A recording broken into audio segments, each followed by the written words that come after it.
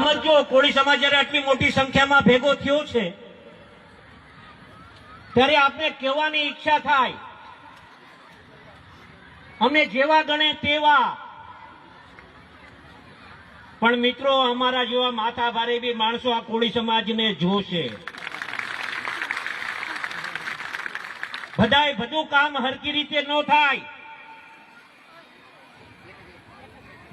બધું કામ આમ સીધી આંગળીએ ઘી નો નીકળે. ઘી છે ને કાઢવી હોય તો આંગળી ટેડી કરવી પડે. અને ન્યા અમને કદાચ ધરી દેવા હોય ને સમાજના નામે તો અમને ધરી દેજો, અમે ધરવાય તૈયાર છીએ. અને હું કામ? કેમ કે અમે જે કાંઈ છીએ એમાં સૌથી મોટો કોકનો ફાળો હોય તો એ કોળી સમાજનો ફાળો છે મિત્ર. એના માટે અમે ધરવાય તૈયાર છીએ.